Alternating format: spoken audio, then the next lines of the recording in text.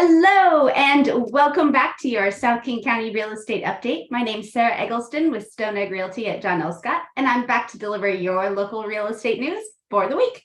I'll go ahead and jump right on into those slides. All right, so today is January 13th, 2023. Happy Blue Friday. Got my colors on. It is NFL wildcard round. So exciting.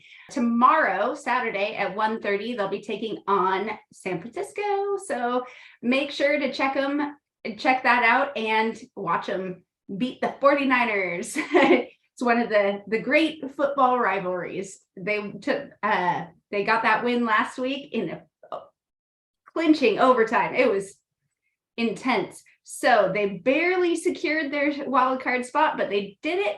And they hopefully will continue on after tomorrow. We'll see. And what happened this week? So this week, I am super excited to announce I have a buyer that has been having some credit challenges. There were some improper things listed on her credit that were not actually her. So I'm super excited that those are getting cleared and we are given the go-ahead, or we're very close to getting that approval to see where we are headed in the near future. And I can't wait. This is a client that back when the rates were much lower than they were now, reached out and wanted to start looking, but then we found some fraudulent things on her credit report. So this is one of the reasons that it is important to talk to a lender, real estate agent early, get the process going really early in the process, or like get things going really early before you plan on purchasing. Because if you wait until you find the home that you want to buy, and then you find these issues, then it's just not going to happen. You got to figure out any credit issues, fraudulent charges, anything like that can really negatively affect your credit. And yeah, it can prevent you from buying a home, or at least the home you want, or a home at all. So make sure to check early in the process. Keep an eye on your credit. It's a good habit to be in anyway. But it has really hindered her process. I'm so excited that we are finally past this hurdle and really getting to move forward. So we will go ahead and jump back on into these slides. For Northwest MLS brokers, December ends with a whimper, and 2022 was a tale of two housing markets. So overall, right now in December, we saw prices flat or down, depending on what areas we're talking about, and inventory up pretty much everywhere. So year-over-year prices were down about 0.5% for the MLS, and sellers were accepting about 31% fewer offers. The buyers had 9,500 fewer listings to choose from. So we're seeing prices basically flat, lower inventory, lower amount of transactions happening. That's nothing new, gradually happening for the past several months. We're at a 2.1 months of inventory for December. It's a theoretical number. If no new homes came to the market, we would sell out in 2.1 months. Generally, 4 to 6 months is considered a healthy market where it's balanced between buyers and sellers. So we are still in a seller's market. J. Lennox Scott expects that as we enter the first of the year, the market is experiencing a shortage of homes for sale in the more affordable and mid-price ranges. With the winter cleanup of unsold inventory complete, and with new low levels of new listings coming to the market in January and February, the availability of homes for sale will stay at a low point. Heading into the spring, we're expecting an uptick. We anticipate a very strong intensity of new listings going under contract within the first 30 days. Looking at that to settle down around summer when more new listings come to the market. So quite a few buyers dropped out of the market when the rates went up. They're now looking at their price range, reassessing what they can accomplish. A lot of them are trying to jump back in before the interest rates continue to go down and buyer demand subsequently goes back up. So prices will go back up. With mortgage rates expected to slowly fall from current levels, sale prices should start increasing again in the second half of the year. Ultimately, once prices pull back to where they have been, if the pandemic had never occurred, they will start to stabilize and then return to a more normalized pace of appreciation. So because of the low interest rates caused by the pandemic situation, prices shot way higher than they would have if the pandemic never occurred. So once we fall back into that line of what would have happened, things will kind of stabilize. It looks like it could be an exciting year for real estate. Thankfully, rates are trending down and should trickle down even more this year, giving buyers more purchasing power. So hopefully that is the case. And Seattle home buyers no longer have to rush as housing market stalls. This came out about a week ago. Buyers and sellers, like I said, are signing fewer contracts. There's just fewer transactions happening in our area. And we're actually down 30 to 40% from the number of transactions that were happening in 2019. We are seeing a much slower market than we have for the past couple of years. And the result is that sellers, they're kind of having to support the buyers a little. They're having to work on their homes, get their homes show ready, and not just expect buyers to clamor over whatever they put on the market like they did for a while there. And buyers are looking at a little more time to choose. You don't have to decide right now, do you want this house? Let's go. And making a faster decision on buying a house than you would buying a pair of shoes. It's kind of a funny quote. Home prices have ticked up in King County overall.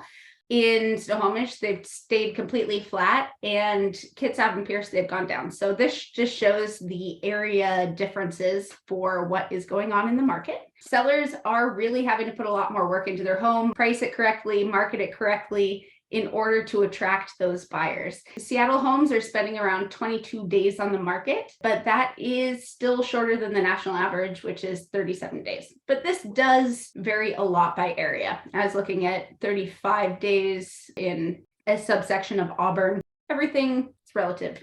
So median prices of homes have dropped 15% year over year on the east side, while prices in Seattle have climbed 5%. So this just shows, again, that area difference.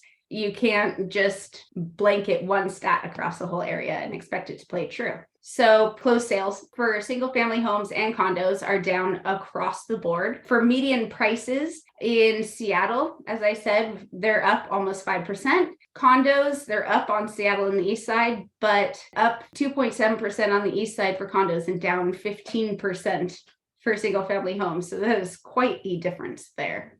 So basically there's two categories of buyers that are predominantly shopping right now. First-time home buyers hoping to beat the competition when interest rates go down, and those buyers that are returning to the market after getting beaten out on the pandemic bidding wars. I love a good Cinderella story. It's the underdog's time to shine right now. And this is from Lawrence Yoon, chief economist at National Association of Realtors. The upcoming months, you should see a return of buyers as mortgage rates appear to have already peaked and have been coming down since mid-November. And then this is from David Stevens, former Assistant Secretary of Housing. So be advised, this may be the one and only window for the next few years to get into a buyer's market. And remember, as the Federal Reserve data shows, home prices only go up and always recover from recessions, no matter how mild or severe. Long-term homeowners should view this market right now as a unique buying opportunity. So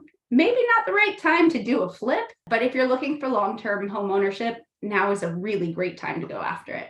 And that brings us to our local stat minute. We had 411 new listings on the market in the last 7 days in King County, 533 pending and 276 sold. So you can see we have jumped back up in new listings and pending listings from our Christmas, New Year's slump there. And for our local areas, the pendings are far outweighing the new listings in all areas here. So this is just showing that inventory is continuing to shrink. We do expect more inventory to come to the market in the coming months, but right now, the number of homes available is shrinking. This is for Auburn, Kent, Renton, and South Seattle. This is the Allen Pope charts. So the blue line is inventory and the red line is net pending sales. And you can see 2020 and 2021, we had way more net pending sales than inventory. And that has reversed, but we're still following the general pattern of fewer listings and pending sales into the winter. And we can expect this to head up in January or February. And last week, our weekly average mortgage rate was 6.48%, and our daily was 6.2%. For this week, our weekly average fell to 6.33. We did hit that 2-decade high of 7.08 in the fall, and we have come down, ticking up and down, but generally on a downward trend since then.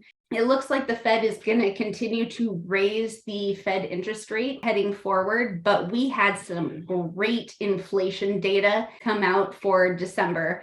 So that is really exciting. So I didn't have the picture for this month, but you can see November 21 was 0.5% inflation change from the prior month. This November was 0.2. So that knocked our yearly percentage change down quite a bit. Then we were replacing this 0.6 number in December with our new December number, because you just add up all of these numbers to get the annual inflation. And we replaced it with a 0.3. We're replacing a 0.6 with a 0.3, so we are seeing things headed in the right direction, and the markets reacted. As of today, the interest rate is 6.09%, but yesterday, this article came out, lowest rates in 4 months after inflation data, which this type of data we would expect to have a positive effect on interest rates. This is just really great news to see heading forward. I do think that we are headed in the right direction and markets will react appropriately. Just a last reminder, my buyer and seller guides are available for this winter. So if you're thinking about making a move, reach out and I will get to these documents, as well as our 2023 housing forecast for various areas. I have shared some information from the King County one before, but if you're in Pierce or Snohomish, just reach out and I can send you your area's housing forecast. My 2022 recap 2023 predictions episode is up on YouTube, my website, any of those. So make sure to go and check that out. I do have some homebuyer classes, still working on the final details for that third class, but we do have a class coming up on January 25th for Buy Now, Refi Later. This is a time-sensitive program.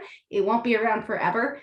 This other program, Home Buying for Nurses and Teachers, there's a great lending program out there for this category, and that'll be coming up in February. So stay tuned and make sure to sign up for those classes if you are one of those people. If you have any questions, please feel free to reach out. My phone number and email address are on the screen. I would love to hear from you. Let me answer any questions you may have. If you have any questions, concerns, just reach out. I'm here for you. Thank you so much for joining me for your South King County Real Estate Update. I will be back here next Friday at 3 p.m. I hope you have a fantastic week and go Hawks tomorrow. Wild card. All right. See you next Friday.